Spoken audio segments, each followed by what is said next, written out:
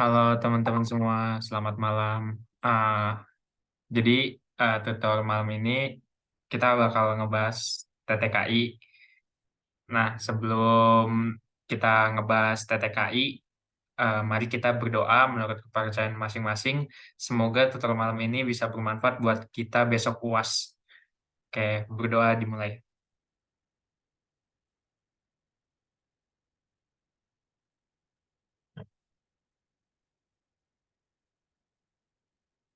Kayak berdoa tak pernah selesai dan dilanjut di lain waktu. Kayak buat malam ini kita bakalan ditutorin sama Faiz, sama temannya Faiz juga ini. Nah, oke, buat Faiz boleh langsung lanjut. Oke, selamat malam semuanya. Perkenalkan, nama aku Muhammad Faiz Fadlur Rahman dengan NIM 167222139. Uh, Mungkin beberapa ada yang udah tahu, tapi mungkin ada juga yang belum tahu. Uh, kita mungkin langsung mulai saja ya untuk ngebahas soalnya. Ini aku soalnya udah kelihatan belum ya? Bisa ada yang jawab? Udah. Ya udah, ya. Ini aku ambil dari latihan soal UASnya dari buku paket TTKI. Mungkin kalau yang punya bisa dilihat dari halaman 188.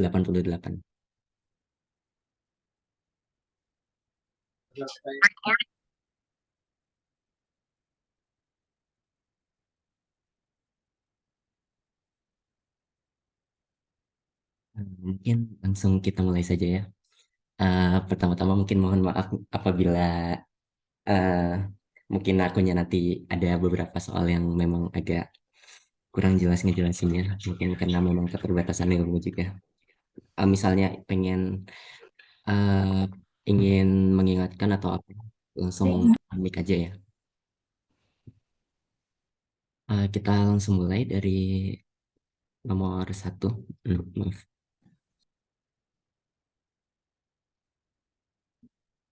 dari nomor satu di sini.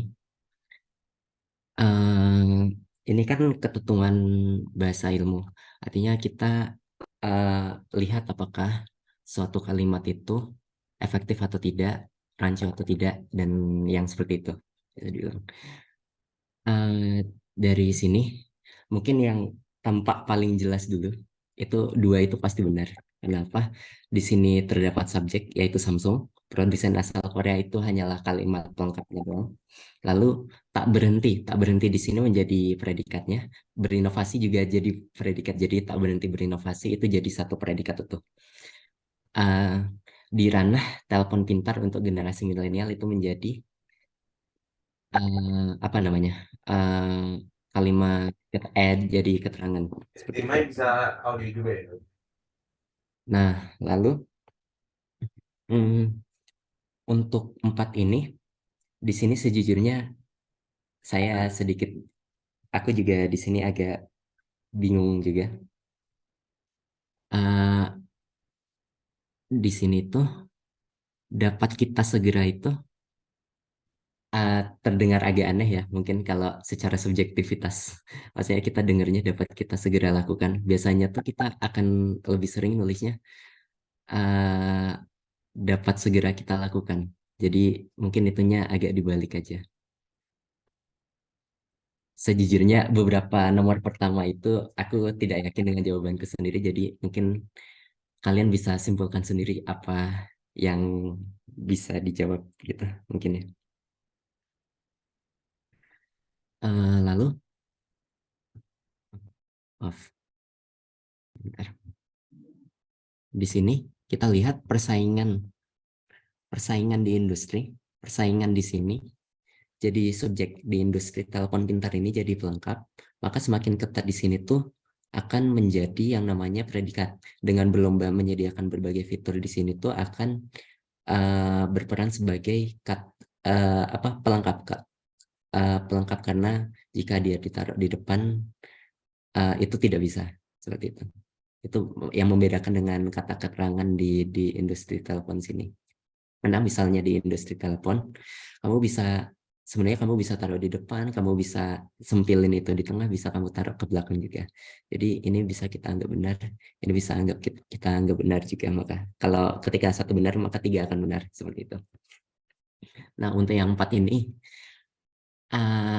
Mungkin bisa gimana ya bilangnya? Bisa kalian simpulkan sendiri karena saya sampai sekarang pun masih belum yakin akan jawabannya. Mungkin seperti itu. Lalu kita lanjutkan di sini. Kita lihat dari yang paling jelas dulu, yakni ini jelas salah. Karena apa? Dari awal persaingan di industri komputer yang tidak sekedar beradu fitur dan harga. Di sini bakal kerasa bahwa kalimat ini tidak punya predikat. Artinya kalimat ini nggak lengkap. Makanya caranya adalah kita menghilangkan kalimat yang ini. Gitu. Jadi dari awal persaingan di industri komputer tidak sekedar beradu fitur dan harga. Itu yang benarnya. Jadi bagian 4 ini salah. Lalu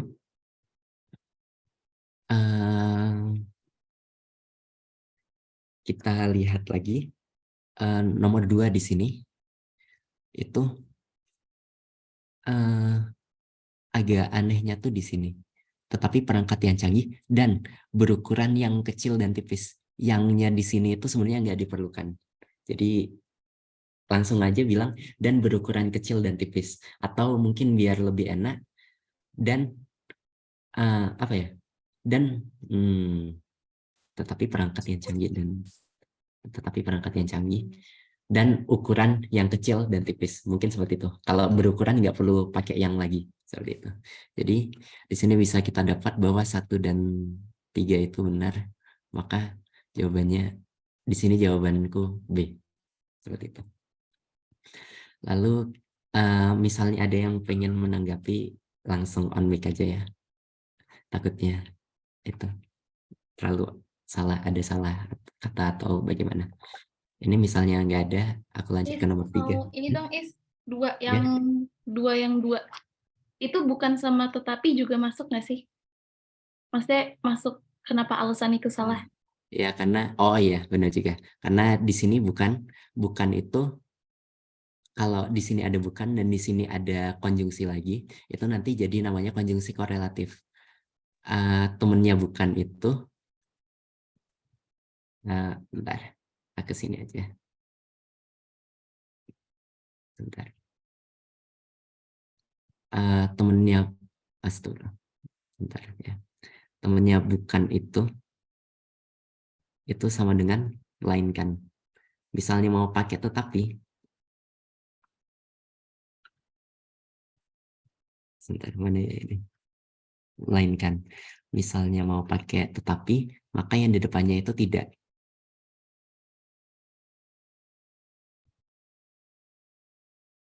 Nah, untuk lebih jelasin seperti itu.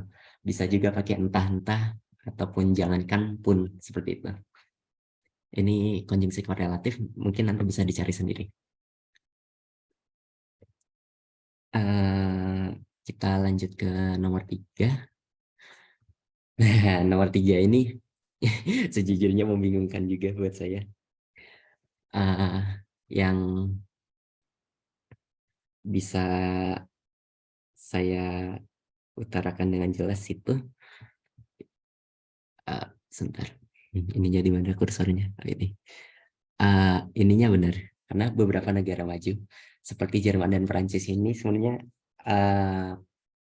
pelengkap. Artinya kamu mau memasukkan frasa itu atau maupun mau iya mau enggak itu sama aja.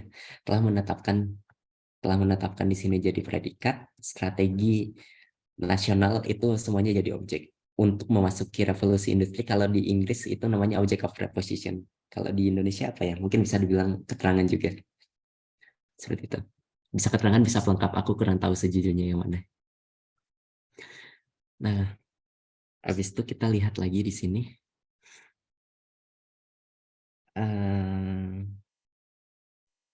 Sebentar.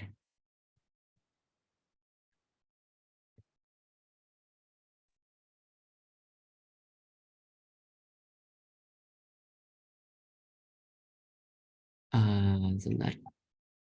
Dia mengatakan, kita lihat nomor 2-nya dulu. Dia mengatakan digitalisasi. Ini sebenarnya bentuk apa ya?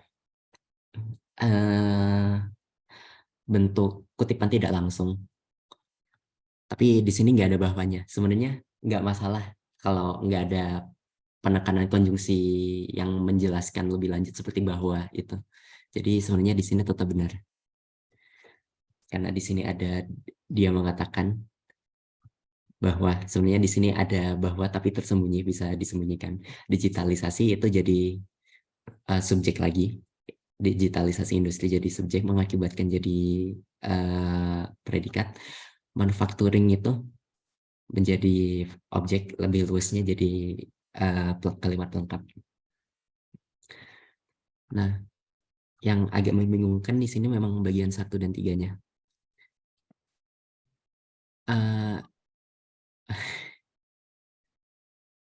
Lebih membingungkan karena di sini lebih ke bermain dengan apa ya namanya, kata hubung, yakni koma. Karena ada beberapa yang mengatakan bahwa kadang di sini tuh butuh koma, di sini juga butuh koma. Karena kayak gimana ya bilangnya, banyak anggapan bahwa setelah penerapan teknologi kerja akan terpangkas. Jadi kayak ketika kita bilang itu secara oral, akan ada sedikit jeda di antara dua klausa itu. Jadi sebenarnya di sini sejujurnya aku sendiri belum terlalu paham juga tentang koma-koma ini, karena banyak anggapan dan kadang ada yang bilang itu benar, kadang ada yang bilang itu salah juga. Jadi mungkin ini bisa disimpulkan sendiri enaknya gimana. Mohon maaf kalau memang seperti ini karena saya sendiri juga kurang ngerti itu. Kita lanjut ke nomor 4.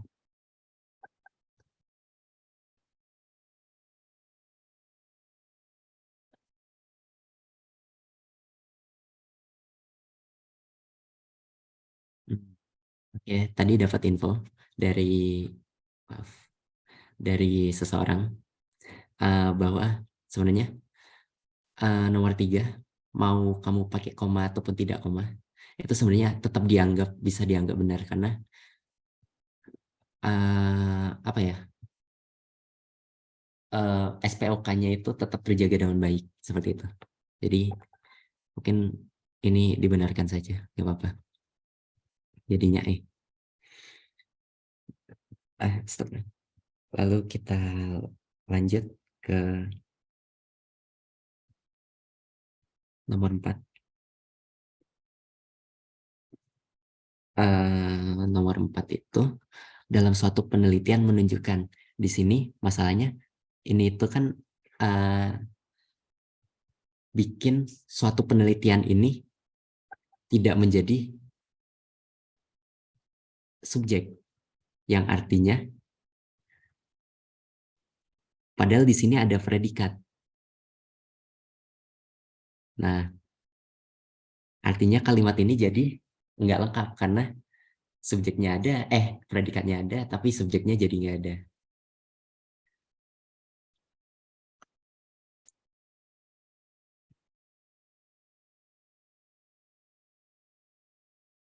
Jadi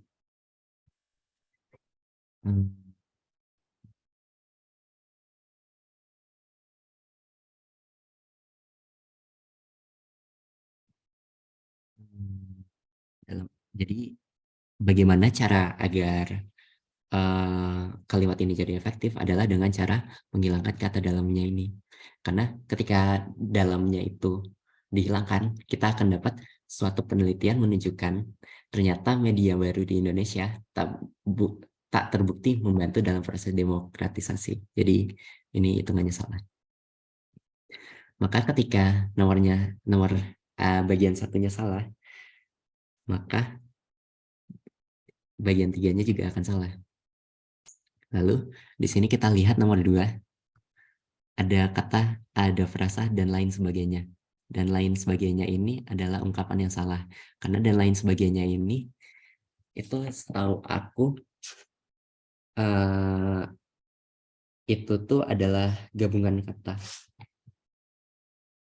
dari antara dua frasa, yakni dan lain-lain, lalu satunya lagi, dan sebagainya.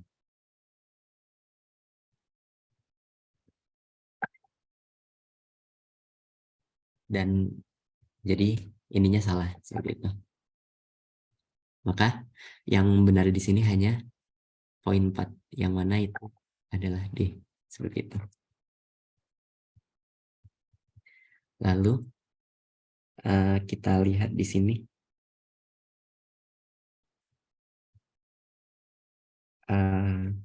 Nomor 5. Nomor 5 di sini.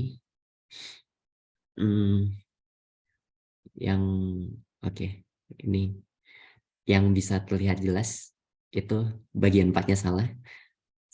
Karena ini mirip dengan nomor bagian 1 nomor 4 tadi. Ketika pada bab 1 akan menguraikan. Jadi di sininya bab pendahuluan ini tidak berperan sebagai subjek. Maka agar dia berperan sebagai subjek, kata pada ini harus dihilangkan. Seperti itu. Lalu nomor 2 di sini bagi saya ini salah. Kenapa? Adapun di sini sebenarnya bisa saja dihilangkan. Karena kita bisa saja langsung bilang tujuan dari penulisan makalah ini adalah mendapatkan sistem penanggulangan pencemaran udara yang efektif. Jadi sebenarnya adapun ini tidak diperlukan. Maka ketika situasinya sudah kayak gini, 1 dan 3 itu benar. Maka jawaban yang punya adalah B. Gitu. Jika ada yang ingin menanggapi.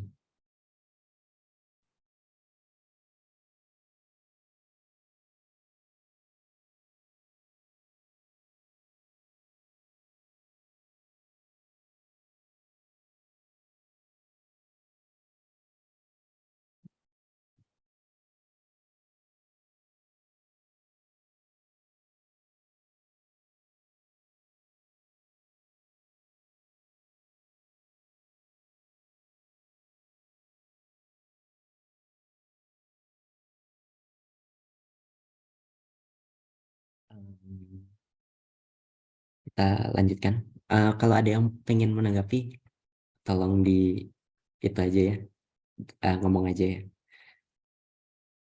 Takutnya kelewat kita. Pak Is, kalau tujuan itu harus diikuti sama untuk nggak? Oh, maksudnya tujuan dari penulisan ini adalah untuk mendapatkan seperti itu. Nah. Menurut aku dalam bahasa Indonesia sebenarnya nggak perlu banget. Tapi memang kadang ada yang seperti itu. Tetapi kalaupun tidak seperti itu, masih diperbolehkan. Tapi ketika bahasa Inggris kan biasanya ada to gitu ya. Jadi secara nggak langsung ketika ditranslasikan ke bahasa Indonesia, jadi kayak pasti ada kata untuknya seperti itu. Tapi sebenarnya setahu aku, mohon maaf kalau salah, sebenarnya bisa aja nggak pakai seperti itu. Tapi aku mau nanya dong. Ya. Kan misalnya apa ya? Kan kalau di salah satu kalimat yang tidak boleh itu terpengaruh oleh bahasa daerah dan bahasa asing. Kan katanya untuk itu dari bahasa Inggris kan, is to atau are to kan. Berarti harusnya untuk nggak boleh dong, kan itu sama aja pengaruh dari bahasa Inggris.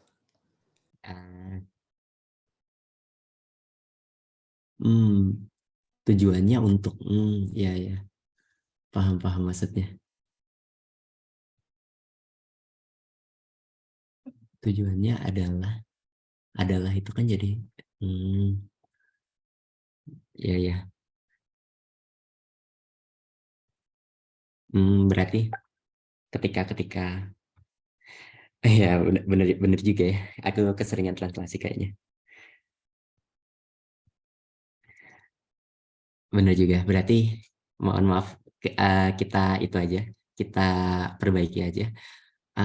Berarti nggak perlu untuk, karena untuk tadi sebenarnya serapan dari bahasa Inggris ya. Jadi nggak perlu. Mohon maaf sekali lagi. Kita lanjut ke nomor 6.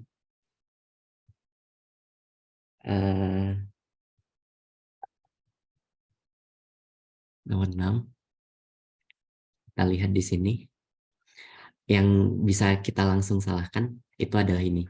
Kenapa? Dia dimulai dari kata sehingga, itu udah salah. Karena sehingga itu konjungsi intrakalimat, artinya dia di dalam kalimat dan dia berada di tengah-tengah kalimat gitu. Dia nggak dipakai untuk antar kalimat di mana itu ditaruh di awal kalimat seperti itu.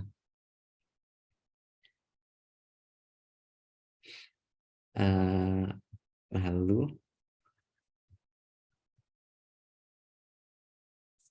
apa lagi ya? Maaf. Ada yang ya sepertinya itu. Benar juga. Lalu di sini mohon maaf tadi agak itu juga. Komponen kota cerdas diantaranya terdiri atas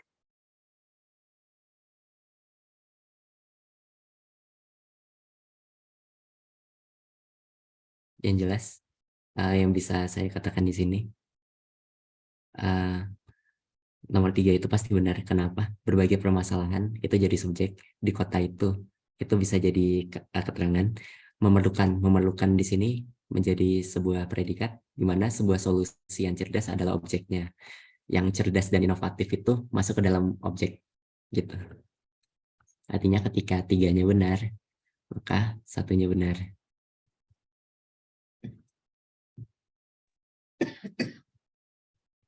Lalu di sini nomor 2.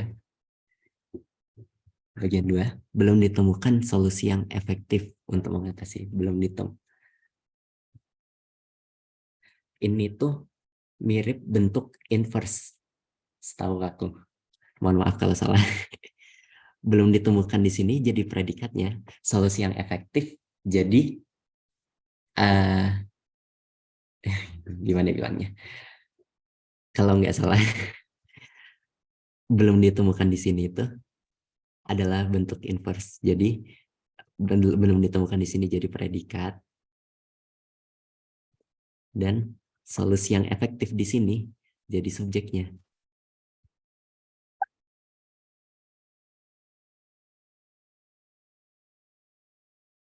Nah, untuk mengatasi berbagai permasalahan di kota Indonesia itu jadi keterangan. Jadi di sini benar. Cuman memang karena urutannya serasa dibalik, jadi kadang kerasa aneh aja. Tapi ini bentuk inverse gitu.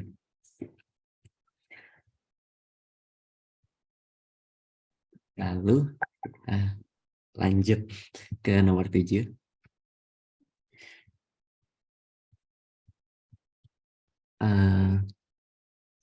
Ada banyak terdapat di sini, kita bisa lihat langsung terdapat pleonasme ya. Jadi cukup hilangan salah satu. Lalu ketika 3-nya benar, ketika 1-nya salah, maka 3-nya juga akan salah. Karena menurut saya di sini nya itu tidak diperlukan. Karena belum adanya hukum yang jelas dalam mengatur transaksi bisnis di internet. Itu adanya itu membuat belum ada itu tidak menjadi predikat. Nah, maka ketika kita hilangkan imbuhan, apa ya namanya, bukan imbuhan ya, imbuhannya belum ada di sini, jadi predikat hukum yang jelas itu jadi subjeknya, seperti itu. Lalu kita lihat nomor 2, banyak terjadinya kasus-kasus, kembali lagi ini pleonasme. Jadi yang benar cuma D. Cuma bagian 4, yang mana itu jawabannya adalah D. Lalu kita lanjut ke nomor 8. Nomor 8 itu yang bisa saya katakan adalah bagian 2-nya salah. Karena jika kita telah benar-benar Pluto yang ditemukan tambahin aja olehnya di sini, oleh Clyde Tombaugh pada 18 Februari dengan revolusi 247,7 tahun bumi. Di sini bisa lihat tidak ada predikat. Jadi salah.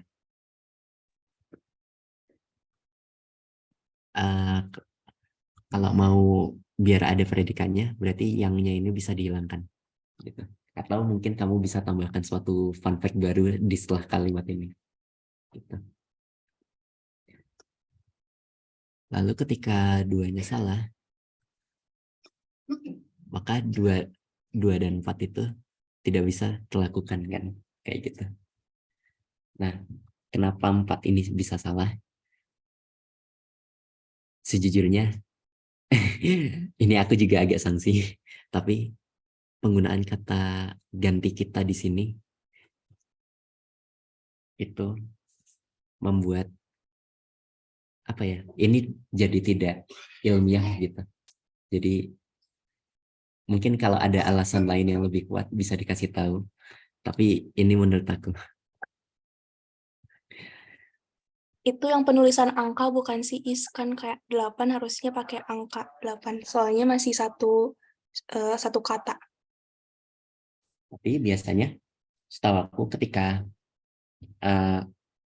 masalah penulisan angka ataupun huruf seperti ini, dulu guru SMA aku sempat bilang ketika angka itu terdiri dari hanya 1 atau 2 kata kayak 8 ataupun belasan kayak 12 atau 12, 15 seperti itu atau 500 itu biasanya kalau nggak salah aku diajarinya itu dituangkan dalam bentuk huruf setahu aku. Oh Cuman iya, bener. masalahnya aku kurang tahu apakah ketika di karya tulis ilmiah apakah berlaku seperti itu atau enggak. Mungkin saja ya. Mungkin keep in mind aja. Mungkin, jangan lupakan hal-hal yang seperti itu. Tapi kalau dari yang aku pelajari sebelumnya, ketika dia hanya terdiri dari 1 atau 2 kata bilangannya itu, maka dituliskan dalam bentuk huruf kayak 8, maka DELAPAN gitu. Maksudnya dalam bentuk huruf alfabet. Tapi apabila di atas itu berarti 3 kata ke atas, maka itu dituliskannya dalam bentuk angka aja. Karena kepanjangan kan takutnya nanti. Gitu. Nah, Pak Is, ya. Kayaknya yang nomor 4 itu salah karena menurut aku dia ada kata menyisakan. Jadi kayak menyisakan tuh kan kayak aktivitas yang dilakukan oleh manusia. Jadi definisi planet baru itu tuh nggak bisa menyisakan gitu. Jadi jatuhnya nggak logis. Apalagi karena menyisakan ini proses langsung ya. Jadi maksudnya definisi planetnya itu jadi menyisakan. Iya ya, paham maksudnya. Benar juga. Berarti karena ini ya berarti karena predikat yang dipakai itu salah gitu ya. Iya. Sama nggak logis aja kok definisi planet baru bisa menyisakan sesuatu gitu. Karena kan dia benda mati ya, kayak bukan benda hidup. Iya. Paham. Makasih insight-nya ya.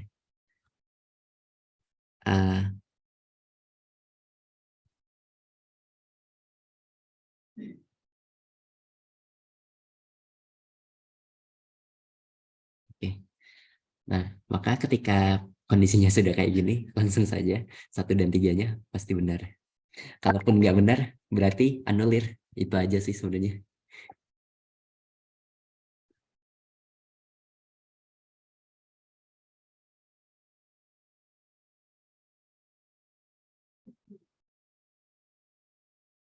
Lanjut aja ya ke nomor 9. Nomor 9 di sini kesalahannya itu terletak di yang namanya. Sebenarnya kita cukup nulisnya. Setahu aku ketika yang namanya Henry itu jadinya serapan dari bahasa daerah. Setahu aku. Jadi daripada yang namanya lebih baik kita tulis yang bernama Henry aku nggak tahu cara bacanya, maaf. Maka ketika satu salah, tiga akan salah gitu. Nah, di sini pilihannya adalah 2 dan 4 benar atau 4 saja yang benar. Berarti anggapannya di sini 4-nya benar, walaupun di sini tuh agak membingungkan sejujurnya. Karena bisa saja di sini ada kata sejak. Karena sudah dimulai sejak tahun 1910. Karena ketika kita bilangnya sudah dimulai tahun 1910, ketika revolusi industri dimulai, karena kan gejala itu dimulai dari gitu. Jadi mungkin di sini akan lebih baik apabila ditambah dengan kata dari atau sejak gitu. Nah, sayangnya aku kurang tahu di sini kita harus jawab ini benar atau enggak.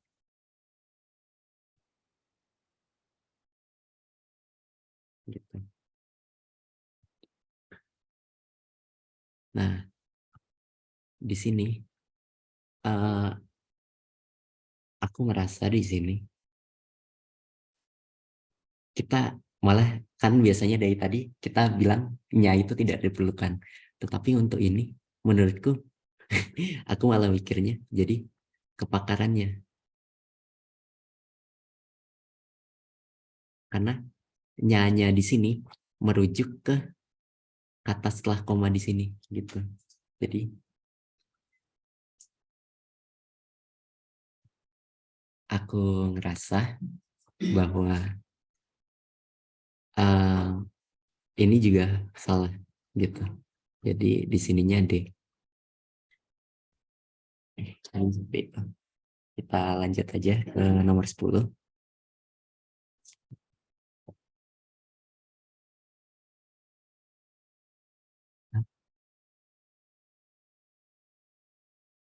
Nah, di sini sejujurnya penambang saat ini itu subjek, tengah mengikuti itu predikat. Tender pengadaan sistem pembayaran jasa tol teknologi kartu pintar itu kita anggap sebagai satu objek, tapi emang panjang aja. Jadi ini benar. Ini benar, maka 3-nya benar. Nah, kita lihat nomor 2, sistem pembayaran dengan smart card. Maka sistem pembayaran dengan smart card ini akan berfungsi sebagai subjek, akan diaplikasikan subjek. Nah, untuk mempermudah, ini jadi kata keterangan berarti. Untuk mempermudah pembayaran tol pada 10 ruas tol. Maka saya rasa ini benar. Nah, yang 4 ini kita akan segera aplikasikan. Kita di sini sebagai subjek akan segera aplikasikan, itu akan dijadikan predikat teknologi ETC ini, itu objek. Setelah itu jadi konjungsi ya, memperoleh kepastian pemenang tender. Aku ngerasa 4 ini benar juga. Tapi misalnya ada yang ingin menanggapi, silakan ya. Itu harus mengaplikasikan nggak? Kita akan segera mengaplikasikan. Segera.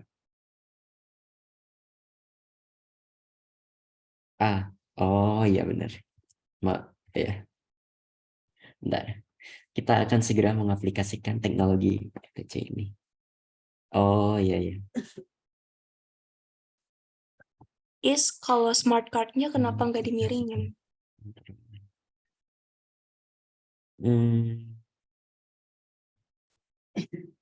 Karena gimana ya bilangnya?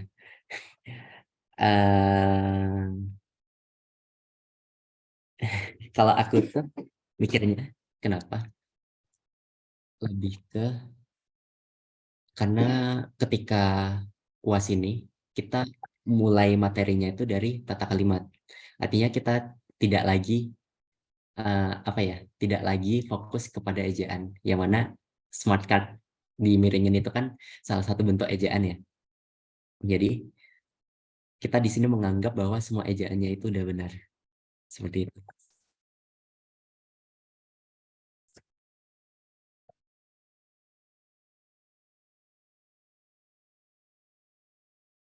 Oh iya, untuk tadi pertama yang pertama bilang tadi, kita akan segera, ya benar, ini harusnya mengaplikasikannya. Karena apa? Aku lupa, ada yang namanya kesejajaran. Di sini memperoleh, bentuknya memperoleh. Maka di sini bentuk predikatnya itu, bentuk kata kerjanya itu juga harus yang bentuknya mirip. Maka dengan imbuhan meng gitu. Jadi agar sejajar.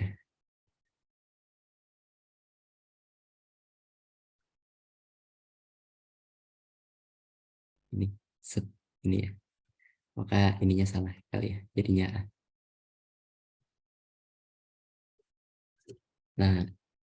Nah, untuk yang bagian 4 ini sejujurnya aku kurang tahu dia masuknya kemana. Mungkin ada yang tahu.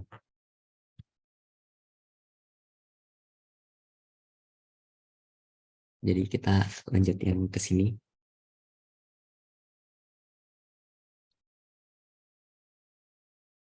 Yes, mau nanya dong. Ya, Yang bagian 4 ini salah nggak sih harusnya? Macet itu kata kerja atau bukan? lalu lintas. Nah, kurang tahu ya. Lebih baik kita lihat KBBI. Ya, salah. Dia kata kerja. Dia kata sifat. Kalau gitu, ini kalimatnya bisa Maka benar nggak? lalu lintas di jalan, lalu lintas sebagai subjek di jalan menuju Puncak Bogor macet. Iya, berarti salah. Karena ya benar salah. Mungkin kalau pengen diganti, gantinya mengalami kemacetan gitu. Jadi ini anggapannya salah. Cuman aku sejujurnya aku kurang tahu ini ngerujuknya kemana. Jadi ya itu salah gitu. Kita lanjut ke yang nomor 6 ini.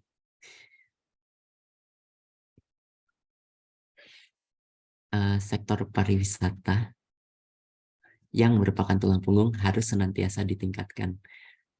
Yang penting kalian jangan ketipu. Yang merupakan tulang punggung negara, tulang punggung perekonomian negara di sini, itu sebenarnya hanya pelengkap doang. Jadi ini sebenarnya benar karena harus senantiasa ditingkatkan predikat. Udah ada subjek, udah ada predikat, jadinya benar.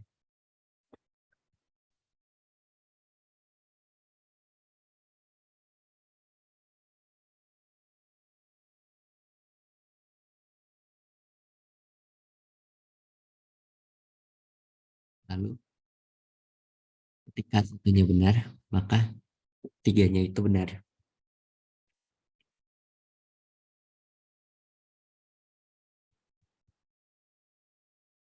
Nah, bicara kemudian nomor 4 ini salah.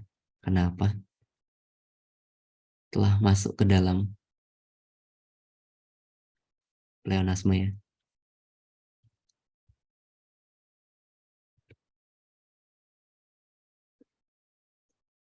Nah, ketika posisi ini para direktur operator telepon seluler membicarakan bagaimana caranya menanggung agar supaya ini pleonasme lagi. Cukup salah satu dihilangkan. Jadi di sini B.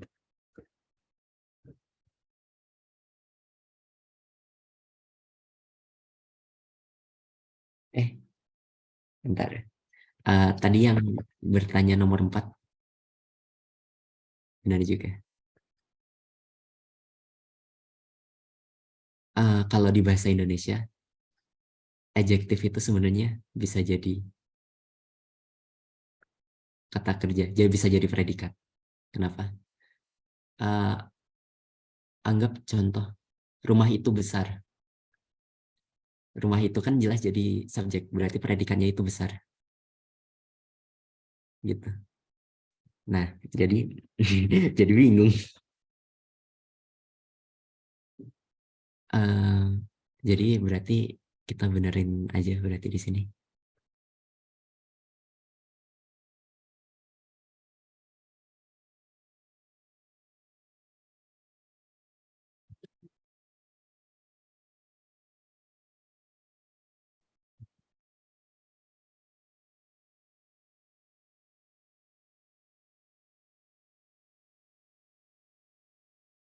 Tapi eh ya seperti contoh yang aku bilang tadi, rumah itu besar. Besarnya itu jadi predikatnya kalau di bahasa Indonesia. Kalau bahasa Inggris lebih enak karena ada yang namanya helping verb. Gitu aja sih. Jadi eh kita ganti dulu aja, jadi benerin dulu aja. Mungkin siapa tahu kalau ada yang lebih tahu lagi, tolong kasih tahu ya.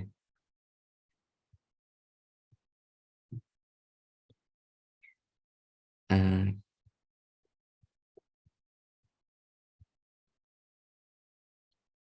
kita lanjut nomor 1. Nomor 7 bagian 1.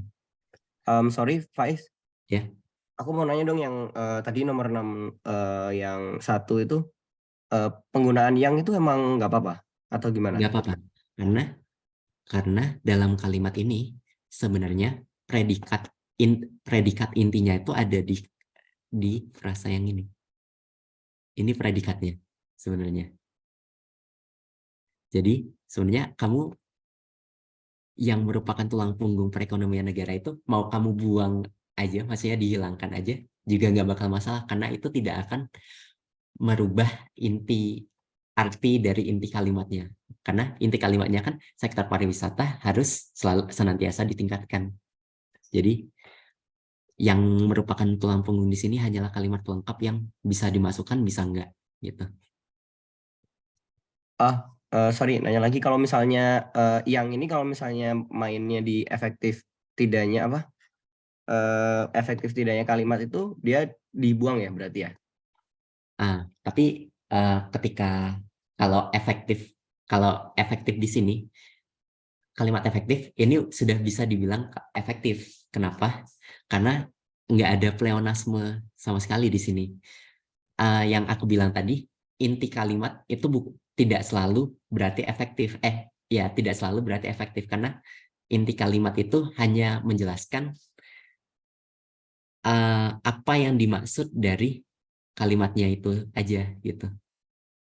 Oke, Jadi makasih, sebenarnya Pak. dibilang efektif atau enggak itu dilihat dari apakah ada pleonasme yang terjadi, apakah ada pleonasme atau enggak sih sebenarnya lebih ditekankan di situ. Jadi sebenarnya ini di sini penjelas doang gitu. Ketika penjelas sebenarnya tidak dia nggak merubah keefektifan suatu kalimat selama kalimat penjelasnya itu memang benar gitu, maksudnya emang udah efektif gitu, seperti itu. Kalau menurut aku bisa juga dianggap sih yang titik-titiknya tuh jadi subjek juga gitu, jadi kayak perluasan subjek itu nggak sih? Ya sebenarnya kayak gitu. Dia sektor pariwisata yang merupakan tulang punggung itu sebenarnya jadi subjek yang besar. Tapi sebenarnya yang itu kamu mau hapuskan itu juga nggak masalah gitu. Yang merupakan tulang punggungnya, karena dia sebenarnya hanyalah penjelas. Jadi mau kamu menafsirkannya kayak gimana itu nggak apa-apa.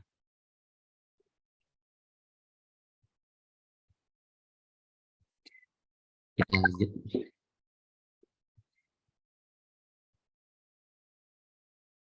Ini nomor 7. Aku merasa ini salah. Kenapa? Kami undang ke depan. Ini harusnya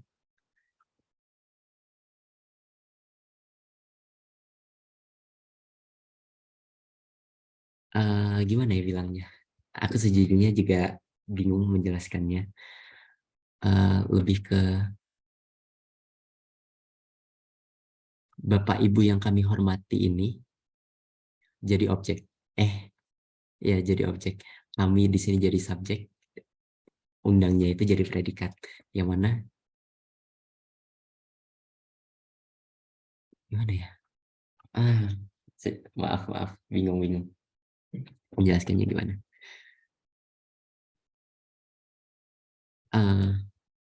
Daripada mempermasalahkan undang, menurut saya lebih mempermasalahkan koma, walaupun sebenarnya tadi katanya koma itu nggak berpengaruh, tapi tak kenapa. Salah di ininya nggak sih, waktu dan tempat kami persilahkan. Waktu tidak bisa dipersilahkan. Oh, tidak logis ya. Maaf ya. Panik. Ya, waktu dan tempat itu tidak bisa dipersilahkan, tidak logis.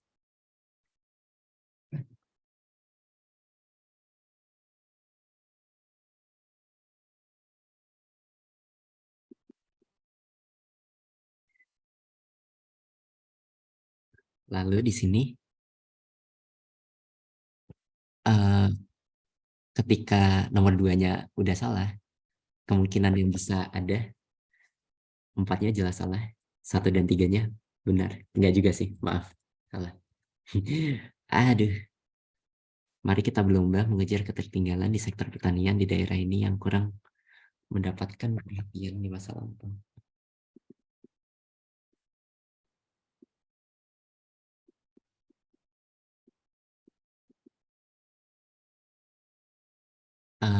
Yang jelas, ini bagian satunya benar. Kenapa? Fasilitas dan lokasi yang terpencil itu subjek, memungkinkan predikat siswa itu objek untuk berpakaian. Ini baik maupunnya udah benar. Ininya udah benar. Untuk berpakaian semuanya ke belakang itu jadi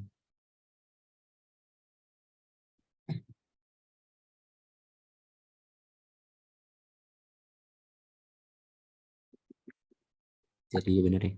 Ketika satunya benar, maka nomor 3-nya benar. Yang ininya udah benar. Diharapkan mematikan HP-nya. Biasanya kan yang salah kan harap dimatikan aja gitu. Ketika harap dimatikan, kita jadi nggak tahu apa yang harus dimatikan. HP-nya kah atau orang yang membawa HP-nya.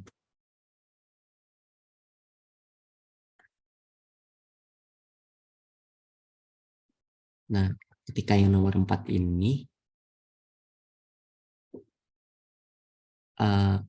oh ya, di sini salahnya ada di sini ya. Harusnya bukan mengejar ketinggalan, tetapi ketertinggalan.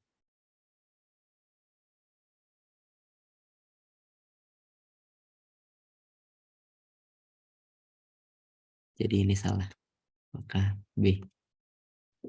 Gitu. Lalu kita lanjut ke nomor 8.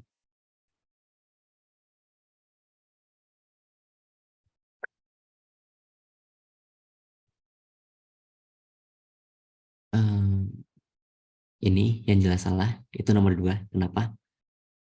Double konjungsi. Cukup salah satu aja. Jadi mau kamu perusahaan itu belum terkenal tetapi produksinya banyak dibutuhkan orang, atau meskipun perusahaan itu belum terkenal produksinya banyak dibutuhkan orang. Pilih aja salah satu di antara itu yang jelas konjungsinya cukup satu. Lalu penulis mengaturkan itu setahuku kata yang salah ya. Lebih baik kita menggunakan kata mengucapkan. Karena mengaturkan itu setahu aku itu kata serapan dari bahasa Sunda ya, bahasa Sunda.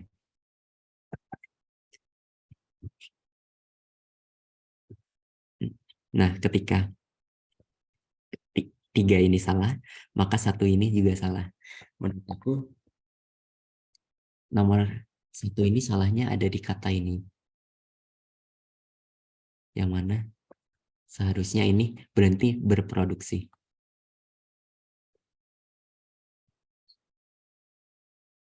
Jadi yang benar hanya bagian 4 aja, yang mana itu adalah D. Nomor 1-nya juga salah karena dikarenakan nggak sih? Ya benar juga, dikarenakan itu tidak baku ya. Sebenarnya Kenapa dikarenakan itu kayak kita sering mendengar kata itu sehari-hari, karena kita sering dengarnya itu disebabkan. Nah, orang-orang kayak sering menganalogikan bahwa mereka berdua ini adalah hal yang sama, padahal bukan ya. Ya, benar juga. Makasih udah ngasih tahu. Tapi kalau disebabkan itu benar, karena disebabkan ada, menyebabkan ada. Nah, kalau dikarenakan, apakah kamu bisa menuliskan mengkarenakan? Kan enggak. Jadinya itu salah, dikarenakan. Lalu lanjut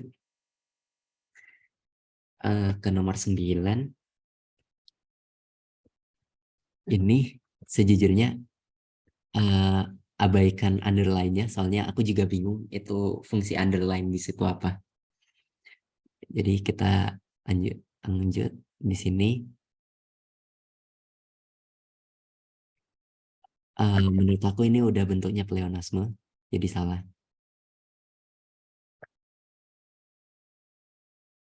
Nah, kemudian nomor 3-nya juga salah. Kenapa? Ini dalam studinya ini harus dihilangkan agar studi itu bisa berperan sebagai subjek.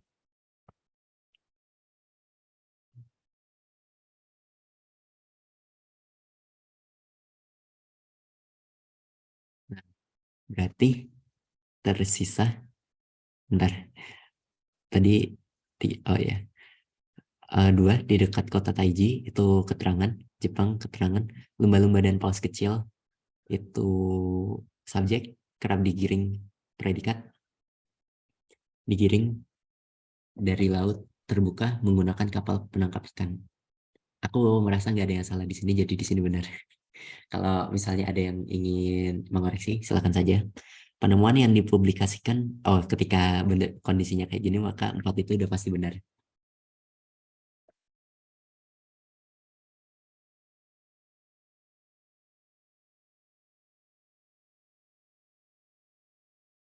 Ya kan? Penemuan yang dipublikasikan pada ya diharapkan dapat membantu itu jadi subjek, membantu mengakhiri itu subjek predikat perburuan lumba-lumba untuk ditempatkan ke dalam akuarium. Untuk benar berarti di sini, maaf, di sini C. Lalu di sini nomor 10. Oh, di sini cuma sampai 3. Bentar. Di sini cuma sampai 3. Desa Labuhan yang terletak adalah merupakan pleonasme. Langsung aja, ini salah. Dengan melihat pola aliran udara, para peneliti menemukan fakta bahwa beberapa mikroplastik telah terbang. Ini menurut aku benar ya, karena nggak ada yang salah dari situ. Ya benar sih, benar, berarti nggak ada yang salah. Nah, ketika yang ini, kayak ini juga, pleonasme, cukup salah satu aja yang dipakai konjungsinya. Jadi aku nggak tahu ya, yang ini yang benernya, yang nomor 2-nya ini aja. Kita lanjut ke paragraf. Nah, untuk paragraf ini ada ya paragraf deduktif, induktif, sama campuran. Tapi campuran sangat jarang keluar kayaknya. Keajaiban juga kalau keluar. Jadi fokusinnya di deduktif, induktifnya aja. Nah, di sini pokok pikiran paragraf selanjutnya. Ada kata paragraf selanjutnya. Ketika kita berbicara tentang kalimat pertama dari paragraf selanjutnya, pokok pikiran dari paragraf selanjutnya, kita harus memperhatikan ini kalimat-kalimat yang ada di bagian akhir paragraf sebelumnya. Oleh karena itu, penemuan nol merupakan hal yang penting bagi manusia. Lantas siapa yang menemukannya? Nama Brahma Gupta dan Al-Khawarizmi tentu tak luput. Nah, itu kan membicarakan siapa yang menemukan. Siapa yang menemukan itu kan artinya membicarakan tentang sejarahnya. Coba.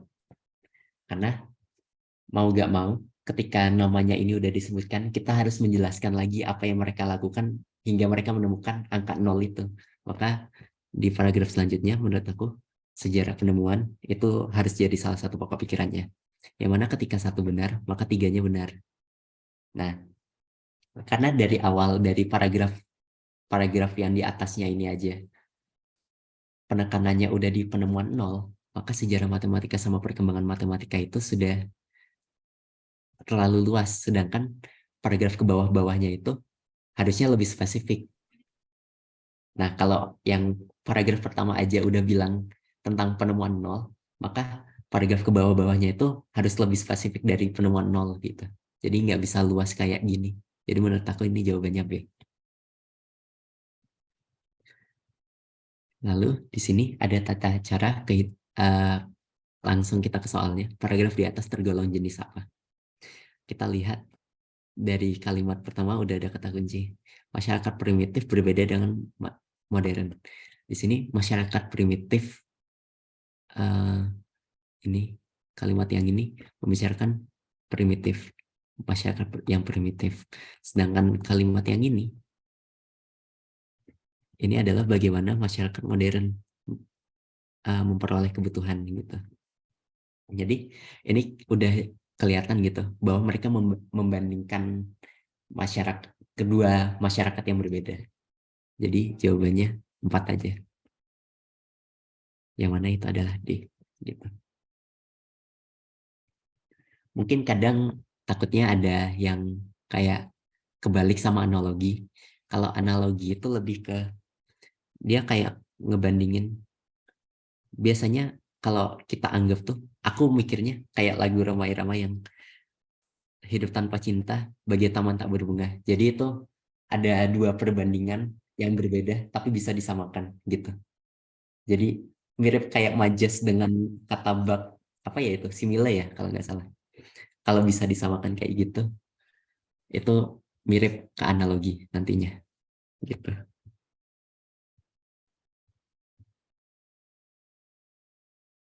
Lanjut lagi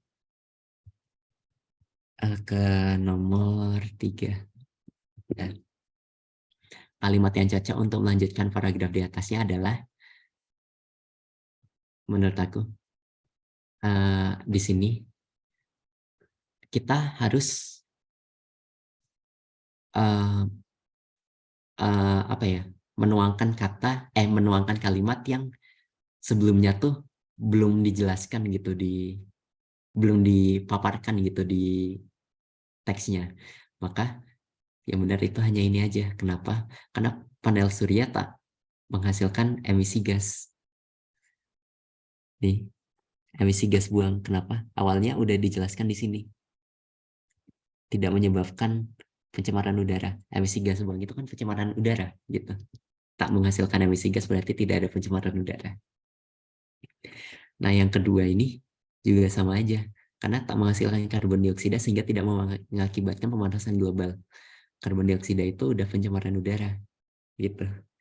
Tapi walaupun sebenarnya 2 ini bisa juga benar karena pemanasan global bisa jadi kalimat baru pemanasan global itu jadi apa ya?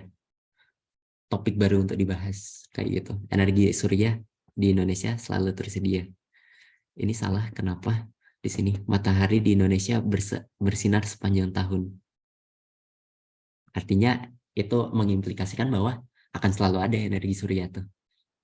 Nah, ini aku sih D, tapi misalnya B sebenarnya mirip sih. B juga bisa sebenarnya, cuman aku lebih ke D. Kita lanjut ke yang nomor 4. Nah, nomor 4 ini ilmu pengetahuan dan teknologi telah maju dan berkembang semakin cepat. Dampaknya terhadap kehidupan dan lingkungan sudah dirasakan. Sebagian terasa cepat, sebagian lagi baru terasa setelah jangka waktu panjang.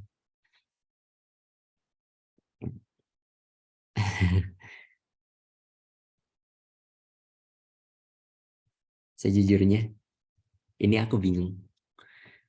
Ini kayak mainnya intuisi aja mana yang benar, mana yang enggak.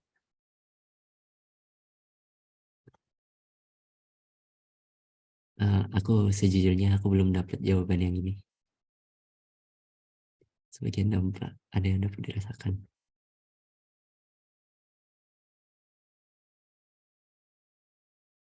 Hmm.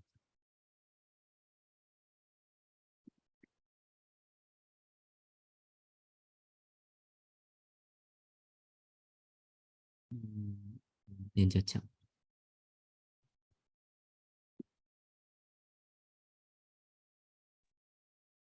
Kalimat yang cocok untuk menyelesaikan paragraf di atas sehingga runtun, logis, dan bermakna.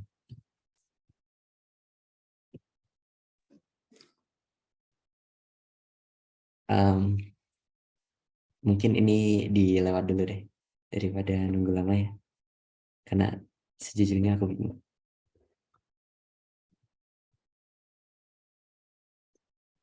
Kita lanjut ke nomor 5.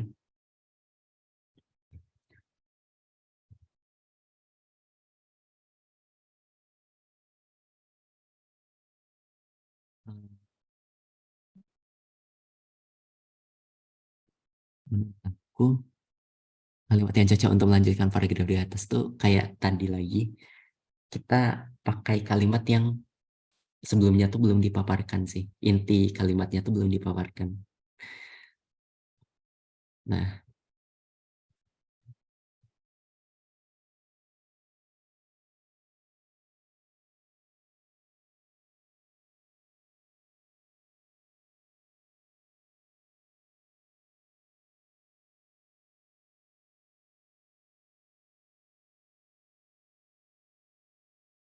itu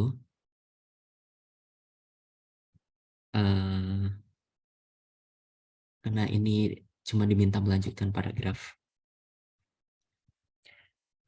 artinya gimana ya bilangnya,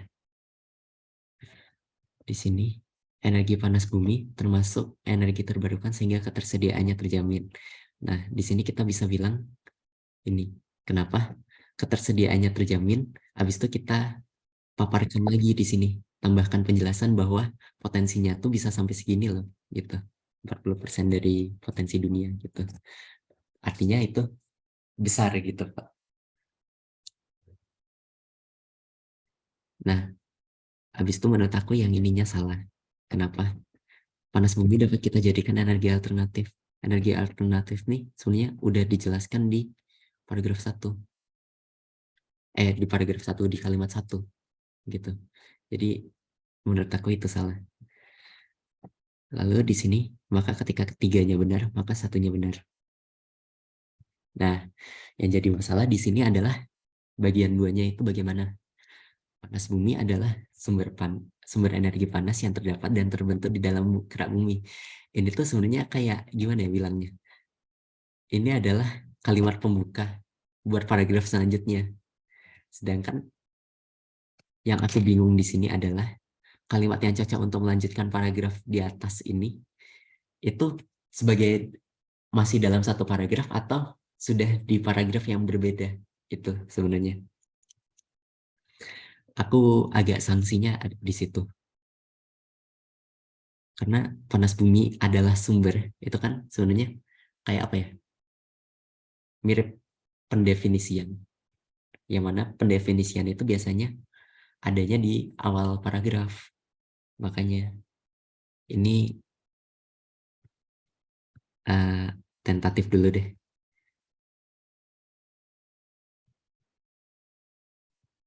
Kita lanjut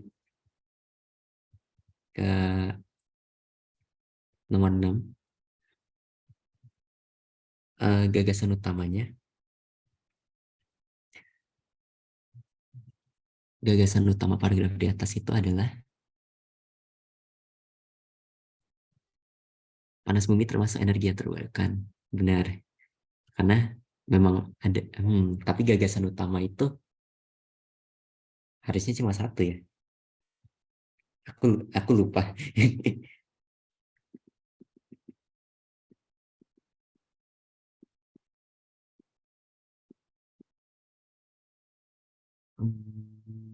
Panas bumi, minyak bumi merupakan energi fosil. itu jelas bukan yang kita cari. Karena fokusnya saja sebenarnya udah ke panas bumi. Minyak bumi di sini hanya sebagai perbandingan aja.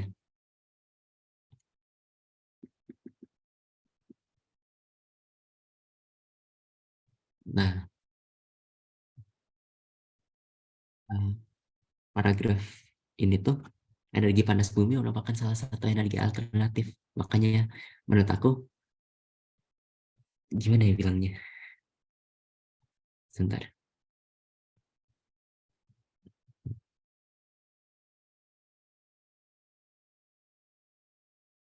Gagasan utama tuh setahu aku ya satu gagasan ya. Jadi menurut aku yang paling mendekati itu 4 aja. Panas bumi termasuk energi terbarukan? Iya benar, fakta. Panas bumi merupakan energi yang ramah lingkungan? Iya fakta. Cuman apakah dia jadi gagasan utama? Itu dipertanyakan. Karena frame awalnya, kalimat pertamanya aja udah bilang merupakan salah satu solusi energi alternatif gitu. Kalimat utamanya kan sebenarnya ada di situ. Jadi menurut aku di sini deh. Kalau misalnya ada yang mau menanggapi, silakan.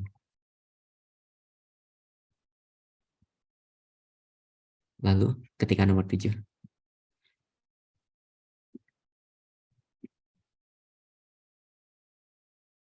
Nomor 7 itu, nah ini tuh dari kunci jawaban itu jawabannya D. Kenapa? Karena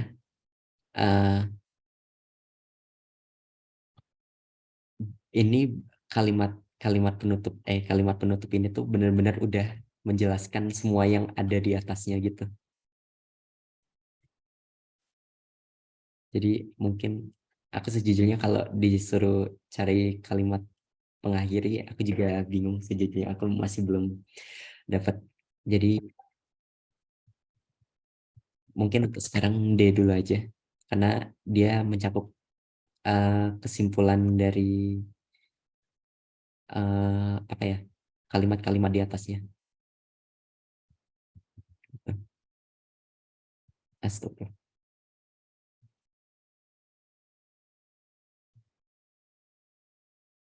Jadi untuk sekarang mungkin D dulu, tapi bisa tentatif nantinya. Lalu di sini inti dan pengembangannya, karena dilihat dari sini, etika mengkaji tindak tanduk manusia yang dilakukan secara sadar. Nah, artinya sadar, sengaja dan bebas. Ini semua merujuk ke etika itu. Jadi inti dari sini ada di etika. Nah, tapi etika yang mana? Etikanya yang definisi. Kenapa? Karena di sini sadar artinya, sengaja berarti, bebas maksudnya. Itu semua menjelaskan arti dari suatu apa ya? Arti dari sadar, sengaja dan bebasnya itu sendiri. Nah, sedangkan kalau kausal itu kan sebab akibat. Sebab akibat di sini tidak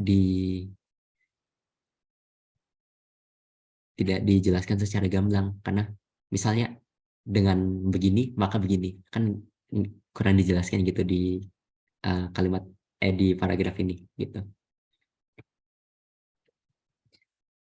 Habis itu lanjut kita ke nomor 9. Nah, kalau ini paragraf kalimat runtut ya. Kalau kalimat runtut sih bisa lah ya, bisa lah. Jadi langsung ke jawabannya aja. Ini jawabannya D. Ini jawabannya D. Aja. Nanti bisa lah kalau kalimat runtut. Dilihat mana yang, at least kalau kamu nggak bisa membayangkan keseluruhan runtutannya, kamu cari mana yang pasti dianya tuh berurutan. Misal kalimat A sama B, kalimat A sama C ini tuh udah pasti berurutan nih. Jadi kamu eliminasiin gitu. Habis itu cari mana yang paling logis, seperti itu. Tipsnya sih gitu. Kita lanjut ke tata tulis karya ilmiah. Nah, bagian yang biasanya muncul dalam abstrak.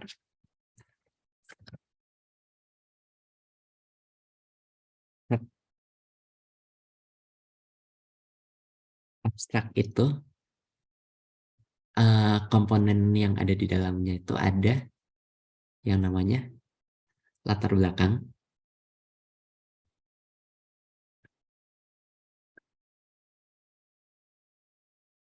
rumusan masalah,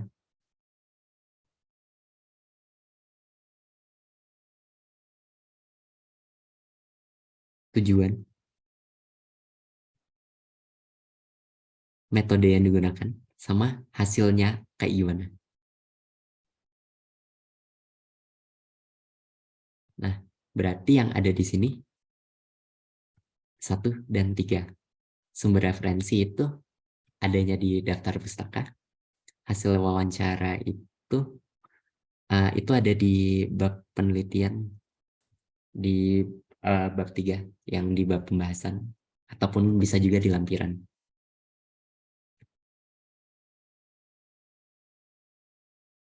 Lalu, nah ini bagian yang wajib ada di karya ilmiah, ya kayak gini, yang wajib daftar pustaka sama abstraknya. Indeks itu, kata pengantar itu sifatnya opsional. Yang wajib itu prakata.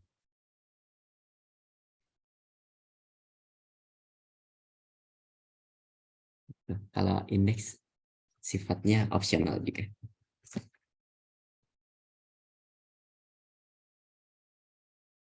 Lalu bagian pelengkap akhir dapat memuat di sini. Pada bagian akhir itu, setahu aku, maaf, gimana ya ininya? Oh, ya. Dimulai dari daftar pustaka ke bawah.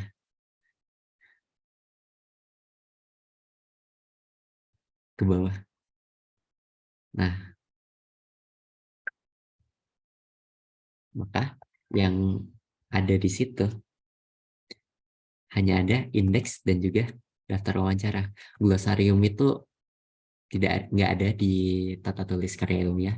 Sedangkan daftar gambar itu adanya di apa ya, di bagian awal, pelengkap awal.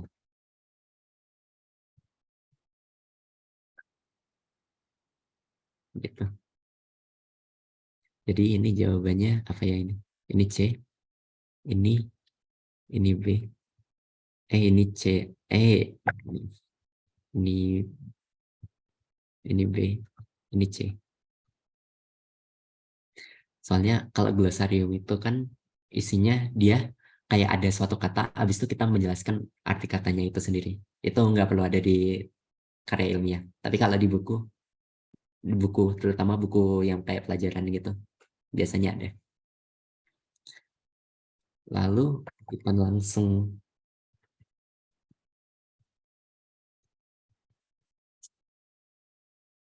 sebentar ya.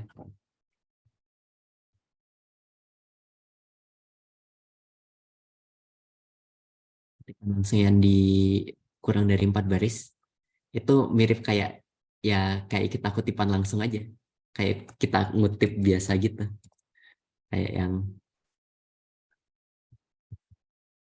ini mengatakan petik 2, habis itu katanya apa, habis itu gini lagi, habis itu gini, kayak ininya namanya siapa, pengarangnya siapa, pengarang sama tahun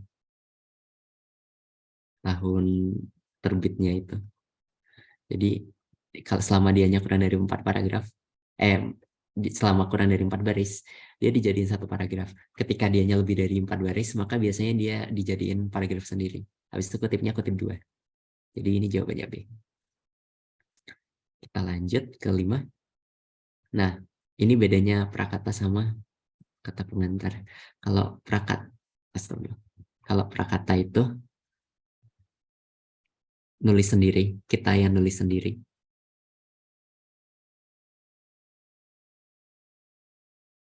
Isinya tuh biasanya kayak penulis mengucapkan terima kasih atas ya bantuan Tuhan, habis itu orang yang berpengaruh karena membuat saya bisa menyelesaikan makalah ini, ya kayak gitulah. Isinya apa ya? Terima kasih aja lah gitu. Sedangkan kata pengantar itu orang lain tapi orang lainnya tuh udah pakar gitu. Artinya dia udah punya kemampuan untuk menilai karena ya biasanya dari apa ya bilangnya,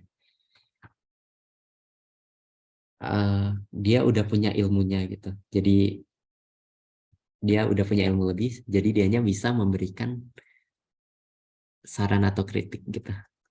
Isinya itu. Intinya gitu. Jadi ini jawabannya 2 dan 4, maka jawabannya C. Jadi prakata itu tadi isinya rasa ucapan terima kasih dari penulis. Nah, aku sejujurnya juga bingung ini kendala yang dihadapi selama riset, tapi karena satunya benar maka 3-nya benar. Rencana penelitian seharusnya nggak termasuk. Saran terhadap penelitian itu setahu aku masuknya ke dalam bab 4. Gitu. Jadi ini B. Lalu kata pengantar tadi ditulis oleh pakar berisinya kritik dan saran. Harusnya ucapan terima kasih penulis dan kendalanya itu nggak perlu. Jadinya B.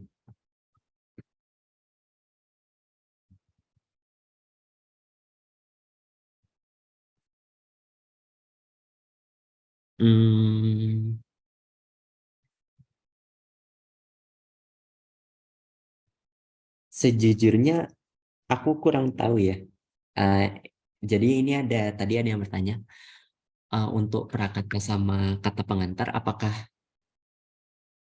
apakah gimana tadi ya pertanyaannya? Cukup ada salah satunya, ya benar. Cukup salah satunya aja, udah cukup. Tapi kalau mau 2 juga nggak apa-apa. Maksudnya mau ada kata pengantar sama prakata nggak apa-apa. Tapi enggak. Yang wajib ada itu prakata. Kata pengantar itu opsional. Jadi pilihannya adalah prakata aja atau prakata plus kata pengantar. Jadi gitu. Ya. Prakata itu wajib.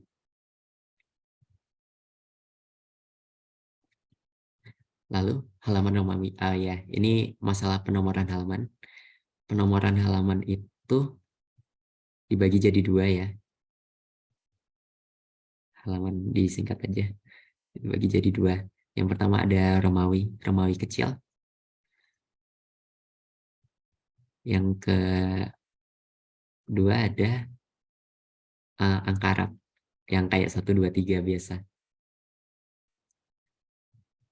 Yang 1, 2, 3. Romawi kecil itu dipakai di bagian ini pelengkap awal atau pendahulu. Pelengkap, oh ya, untuk informasinya pelengkap awal itu dimulai dari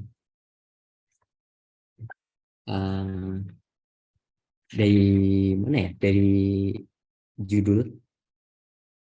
judul sampai ini daftar dari daftar isi, daftar gambar, daftar lampiran seperti itu. Itu pelengkap awal. Sedangkan angka Arab itu digunakan dari bab 1 ke belakang. Ke belakang gitu ya. Artinya kalau pertanyaannya kayak gitu, halaman Romawi kecil itu disimpannya di mana? Kita cari yang bagian pelengkap awal. Nah, ini. Nah, sama daftar isi. Karena daftar isi itu sendiri termasuk salah satu komponen di pelengkap awal. Sedangkan indeks itu kan ada di bagian akhir, pelengkap akhir gitu. Jadi jawabannya B. Lalu lanjut. Nah, indeks diberi arti itu salah ya. Ini tuh glosarium. Kalau diberi arti.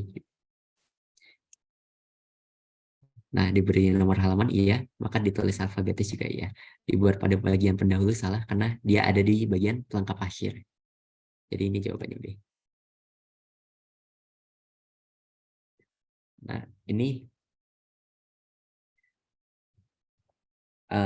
judul yang baik.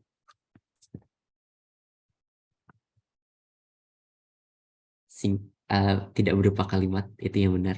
Yang jelas, berarti singkat benar. Yang mana judul itu pasti harus sesuai topik. Makanya kita pas kemarin nentuin judul itu kan harus nentuin topiknya dulu.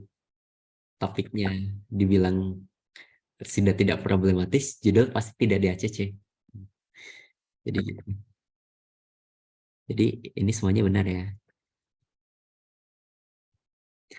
Lalu bagian pendahulu atau awal biasanya memuat daftar lampiran itu benar. Prakata itu benar, daftar tabel benar, daftar gambar benar. Jadinya. Jadi pokoknya kalau yang udah isinya daftar kecuali daftar wawancara itu ada di bagian pendahulu. Kalau daftar wawancara dia masuknya ke bagian pelengkap akhir, biasanya kayak masuk ke dalam lampiran gitu. Kalau prakata udah jelas lah ya ada di awal. Nah, kemudian bagian pada bab simpulan memuat itu pasti dia memuat persoalan, memuat dari rumusan masalahnya sama tujuannya tercapai atau enggak. Kalau masalah pembuktian hipotesis, ini harusnya pembuktiannya ada di bab 3, yakni di bab pembahasan gitu. Jadi ini jawabannya B. Di mana kursornya? Kursornya nggak kelihatan. Gitu. Lalu kita ke nomor 13, komponen yang tidak selalu ada dalam karya tulis. Maka kita cari yang opsional ya. Nah, daftar pustaka jelas wajib, karena kalau nggak ada daftar pustakanya, nanti kamu bakal kena plagiarisme. Prakata juga wajib, yang nggak wajib itu kata pengantar. Daftar tabel sama indeks itu opsional. Jadi jawabannya C. Ini benar. Ini benar. Ini benar.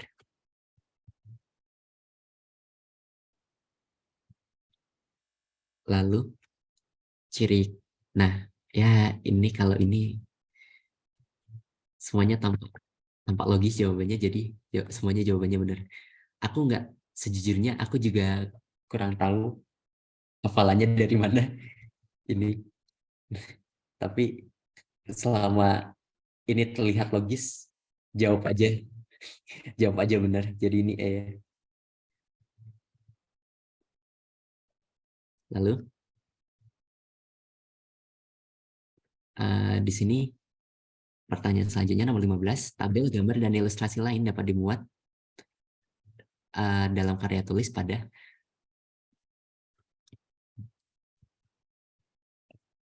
ini nomor 15 ya. Oke.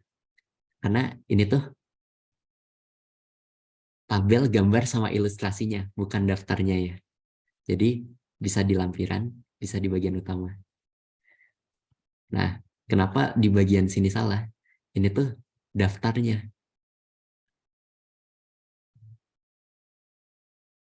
Jadi ini jawabannya B. Karena kenapa di lampiran juga benar? Karena bisa aja kamu melampirkan tabel kuesioner gitu. Jadi masuk ke dalam situ. Lalu nomor 16. Unsur karangan yang lazim dimuat pada lampiran antara lain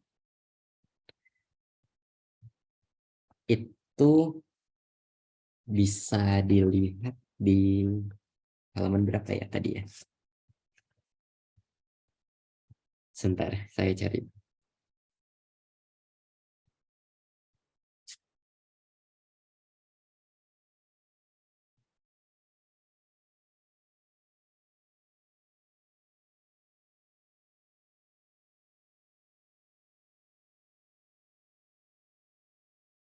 Di mana ya tadi? Aku lupa pokoknya. 1, 2, dan 3 nggak sih? Ya, 1, 2, 3 nggak sih? sebentar. 1, 2, 3. Di aku 1, 2, 3 halamannya udah itu. Udah ke EYD-an. Ada tadi. Nanti aku cari deh. Tapi pokoknya ini semua jawabannya benar.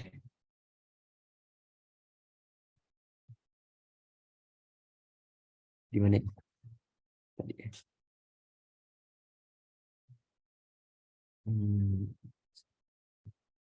Oh ini.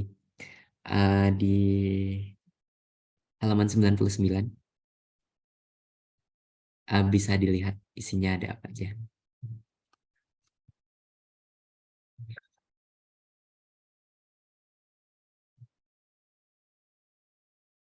Nah, sekarang kita masuk ke soal-soal yang membingungkan lagi karena multitafsir.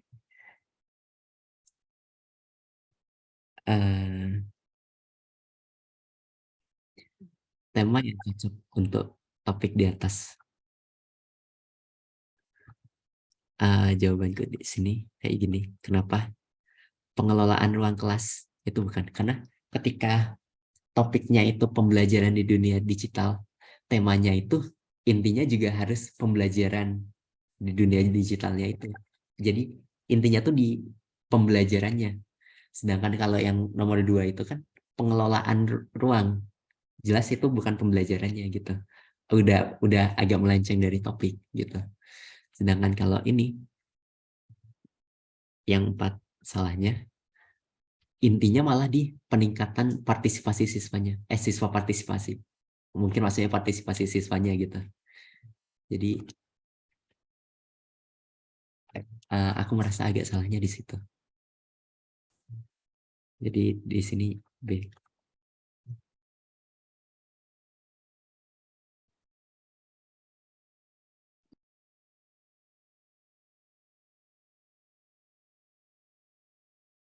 Lalu nomor 18 itu topiknya kan udah tahu ini ya. Artinya kita yang penting harus cari yang berkaitan sama perundungan terlebih dahulu. Ya semuanya berkaitan sih sebenarnya. Tapi judul yang diminta judulnya. Judul tuh sebenarnya udah bentuk tema. Tema yang diberikan batasan-batasan seperti itu. Jadi yang bakal benar itu ini. Nah, yang ini salah karena ini tuh masih dalam bentuk tema. Kamu harus tambahin mungkin dengan metode apa atau dengan jangan cuma dampak perundungan aja kalau mau jadi judul. Karena judulnya harus ada analisisnya atau ya itu tadi kayak pakai metode apa dan lain sebagainya. Sedangkan kalau yang 1, 2, 3 di sini kan udah kelihatan tuh. Upaya peminimalan dampak perundungan itu temanya. Pemanfaatan machine learning itu udah tambahan dari temanya. Itu ngebikin jadi judul. Gitu. Yang 2, 3 juga mirip. Lanjut kita ke nomor 19.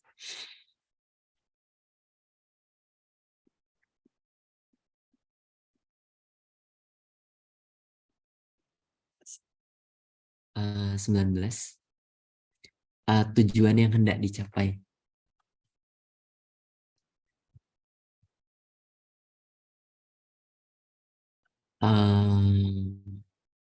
Dengan topiknya seperti itu,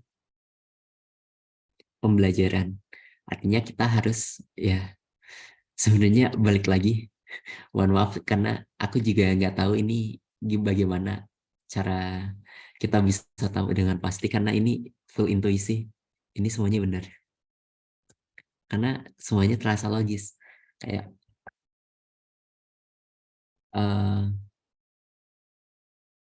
tujuannya tuh mengembangkan jenis pembelajaran. Tentunya itu berhubungan dengan pembelajaran di dunia digital, orang sama pembelajaran gitu. Mencari tipe pembelajaran, sama dong. Menentukan jenis pemberian tugas. Nah, jenis pemberian tugas ini memang agak yang paling melenceng ya. Cuman pemberian tugas itu nanti akan berkaitan juga dengan proses pembelajaran. Makanya sebenarnya ini kayak cocok lagi. Mohon maaf karena memang aku tidak tahu cara pastinya kayak gimana.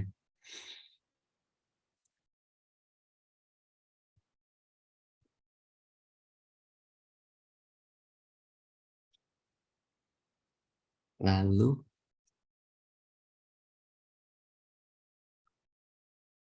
kita nomor 20.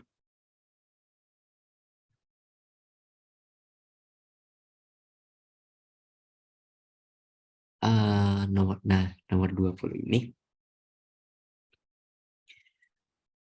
agak membingungkan ya. Lingkup kajian sistem pembelajaran harusnya menjadi kajian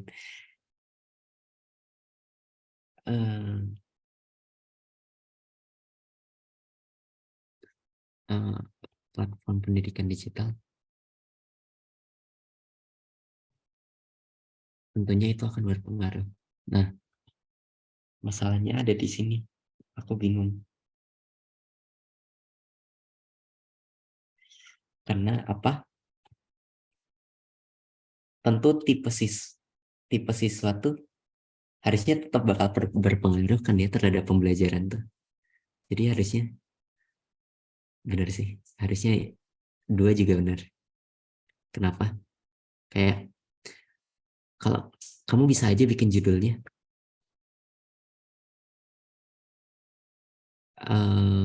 judulnya tuh pembelajaran yang paling efektif dari berbagai tipe-tipe siswa gitu.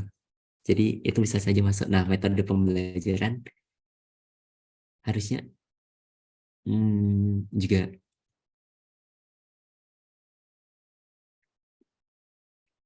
masuk sih kalau menurut aku. Menurut aku juga masuk. Jadi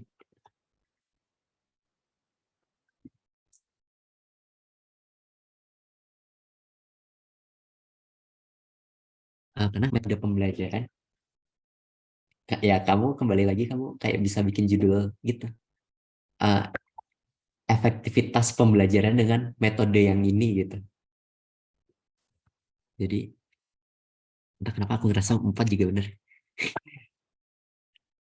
Jadi full bener.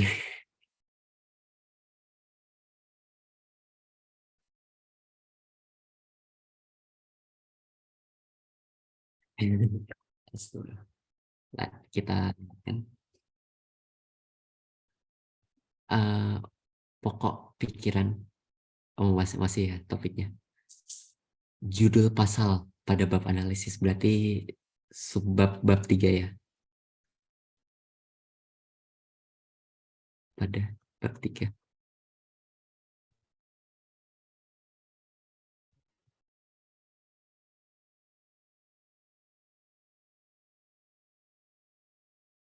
Nah, yang jelas karena tadi awalnya kita lingkup kajiannya udah kayak gini, maka perbaikan metode pembelajaran kita juga harus dong. Karena dengan lingkupnya aja metode pembelajaran, kita harus bisa menganalisis apa sih yang kurang dari metode yang ini, apa sih yang sebaiknya dilakukan untuk memperbaikinya gitu. Nah, karena 3 benar, maka 1 benar. Nah, 2 sama 4 ini sejujurnya membingungkan karena apa? 2 sama 4 peningkatan teknik mengajar, pembuatan bahan ajar. Ini berkaitannya sama tenaga pendidiknya.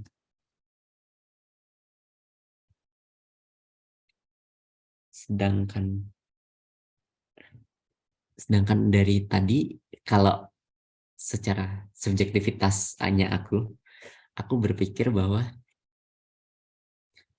semua pembelajaran di dunia digital ini dilihat dari kacamata kita sebagai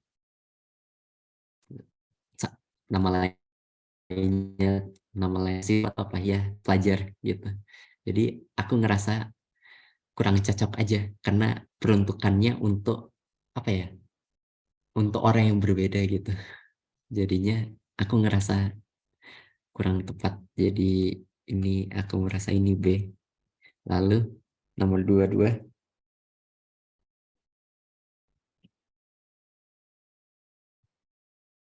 itu rumusan masalah topik di atas antara lain. Nah, ini bagaimana efektifnya? Gimana sih? Efektif gak sih belajarnya kita tuh, pembelajarannya? Nah, berarti benar dong. Bisa dijadikan pertanyaan. Kalau satu benar, maka tiga juga benar. Nanti iya benar. Kayak kita berpikir, gimana sih dampak positif sama negatifnya pembelajaran di dunia digital tuh. Nah, nanti berarti di bab analisisnya kita harus bahas apakah dengan kita belajarnya lewat aplikasi-aplikasi digital itu membawakan dampak yang baik atau malah membawakan dampak yang buruk. Nah, pengembangan teori pembelajaran menurut aku enggak. Karena teori pembelajaran ini aku nggak ngerti aja gimana gitu. Pengembangan teorinya tuh maksudnya gimana. Agak kurang cocok aja gitu. Karena aku melihatnya ini cuma dari kacamata siswa gitu. Nah, masalahnya yang jenis-jenis pembelajaran digital apa saja yang dapat dikembangkan. Ini berarti harusnya bisa juga dimasukkan. Walaupun sebenarnya gimana ya bilangnya. Kayak ini biasanya kan kita kalau rumusan masalah kan fokusnya di bagaimana dan kenapa gitu. Tapi nah ini aku jadi bingung nomor 2-nya. Tentatif dulu aja yang ini. Terutama yang bagian 2-nya. Untuk 1-3-nya aku rasa udah benar. Nah, di sini metode dan teknik penelitian itu untuk topik pembelajaran di dunia digital itu gimana? Studi literatur kayaknya hampir tidak terhindarkan ya kalau studi literatur tuh. Nah, observasi partisipan artinya kamu melihat dari sudut pandang orang ketiga bagaimana pembelajaran itu terjadi. Nah, sedangkan kalau eksperimen artinya kamu masuk ke dalam partisipannya itu tadi. Artinya kamu kayak mengikuti pembelajaran langsung gitu eksperimen tuh. Di sini karena wawancara itu bisa juga dipakai karena kayak kamu mau wawancarai seorang dosen gitu. Gimana sih pembelajarannya? Enaknya kalau bedanya pas digital atau pas manual gitu. Nah, eksperimen di sini eksperimennya agak berbeda dari bayangan orang-orang yang kayak kita harus bikin gini loh, kita harus bikin kayak gini, kayak yang scientific banget gitu. Sebenarnya enggak harus kayak gitu karena eksperimen itu adalah mencoba secara langsung gitu. Artinya kayak kita mencoba pembelajaran di dunia digital secara langsung, maksudnya kita sendiri yang mencoba, itu hitungannya juga dapat termasuk ke dalam eksperimen. Seperti itu. Kita lanjut ke nomor 24.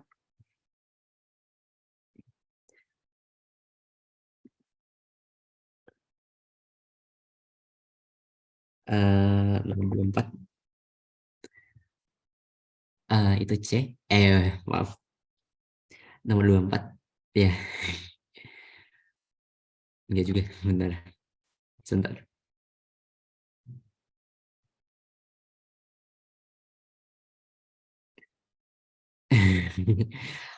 Dari kunjau yang aku dapat itu jawabannya C.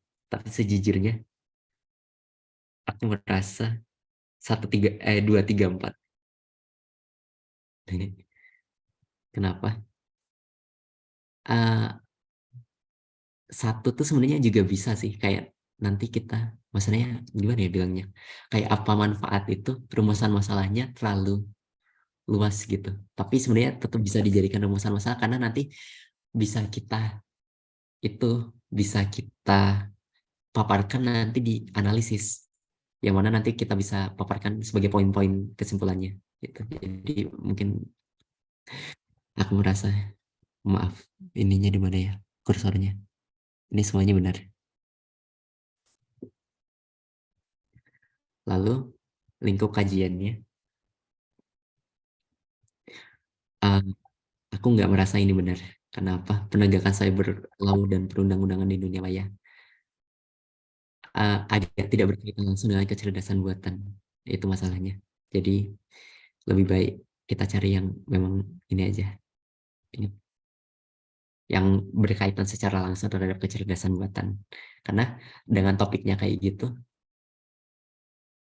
kita nggak bisa expect bahwa judulnya itu akan melenceng jauh gitu. Maksudnya penegakan cyber law dan perundang-undangan dunia maya kan agak berbeda gitu dari kecerdasan buatan. Kecerdasan buatan kan AI, cyber law itu kan nanti jatuhnya kayak pertemuan kita pertama pengkom, netiket kayak gitu. Jadi ini aja. Lalu kita lanjut. Ini ya ini benar lah, karya ilmiah hendaknya memenuhi syarat aktual. Aktual itu terjadi baru-baru ini, problematis tentu saja. Kalau topiknya tidak problematis, nanti judul kamu nggak bakal di ACC. Lanjut, terbatas ya, itu fungsinya judul itu membatasi tema. Lalu penting ya, kalau nggak penting ngapain dibuat gitu karya ilmiahnya, gitu aja. Lalu di sini nomor 27 ada jenis-jenis plagiarisme. Plagiarisme yang pertama, plagiarisme atas sumber. Berarti di sini kamu kayak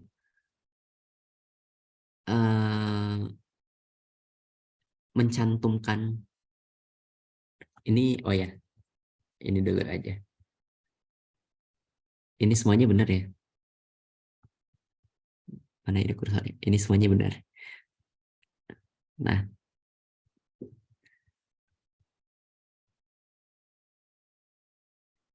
plagiarisme atas sumber itu setahu aku, kamu sebentar. Dia mirip kayak plagiarisme kata demi kata. Dia nyantumin, dia nggak nyantumin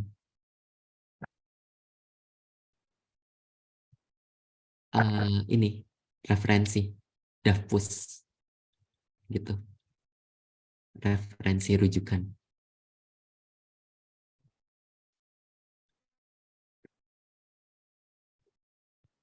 Kalau plagiarisme diri sendiri itu kayak kamu udah menerbitkan makalah judulnya ini di itu A, di publisher A. Habis itu kamu publish lagi di publisher B dengan judul yang sama. Itu namanya plagiarisme diri sendiri. Kalau plagiarisme pengarangan, kamu kayak mengatasnamakan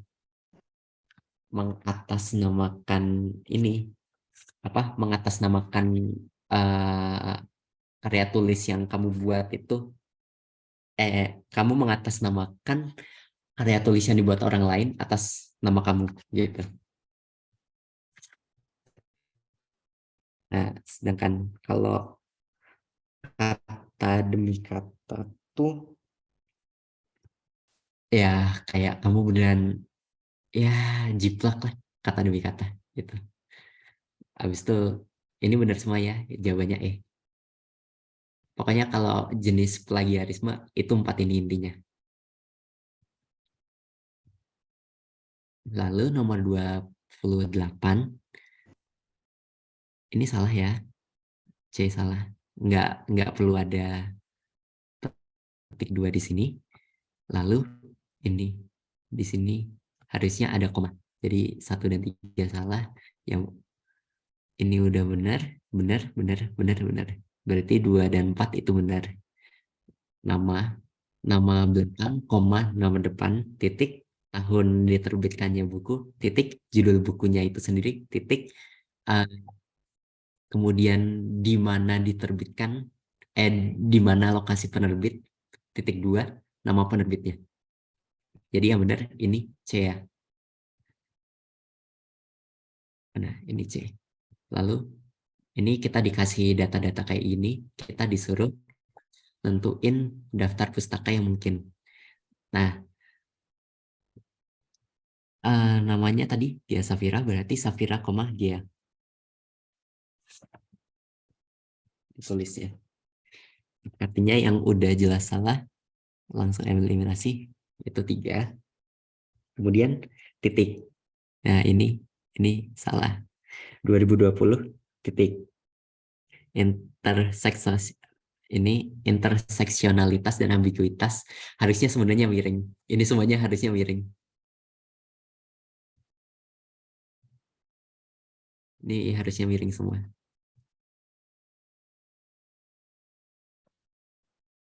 Ini New York. Nah, ini tuh sebenarnya ini sama.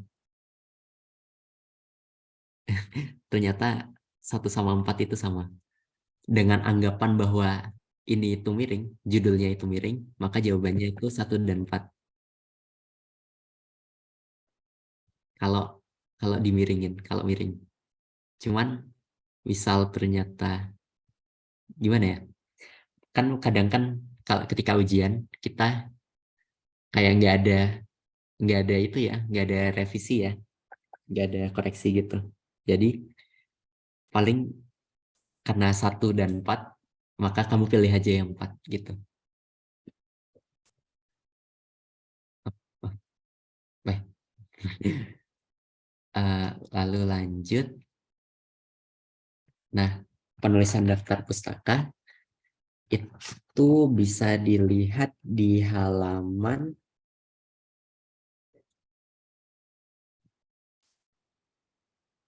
sebentar, saya cari dulu. Halaman 74.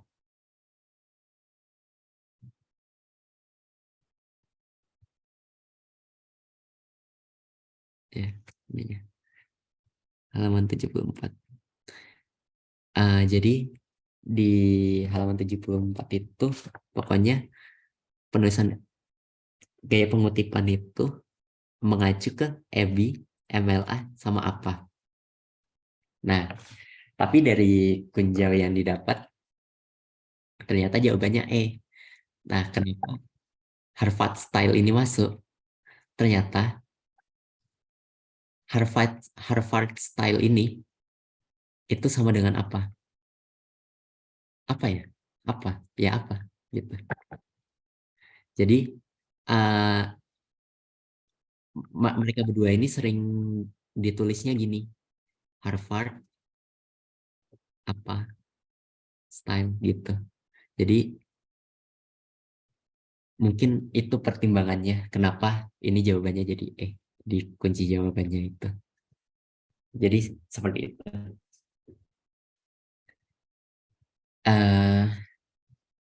Oke. Udah selesai. Yeay, alhamdulillah. Apa itu apa? Apa?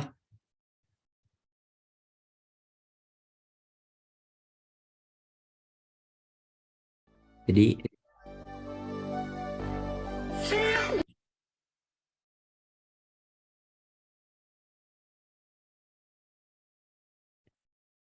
oke.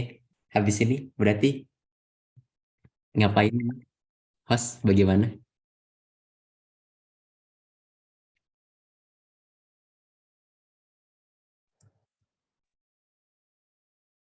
Oke, ada yang mau nanya nggak tadi apa materi TTKI-nya?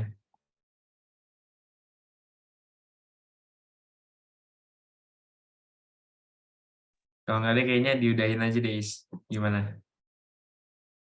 Oh iya boleh. Udah 2 jam juga ya. Udah mau Oh iya 2 jam. benar. Oke. Makasih Faiz. Ya.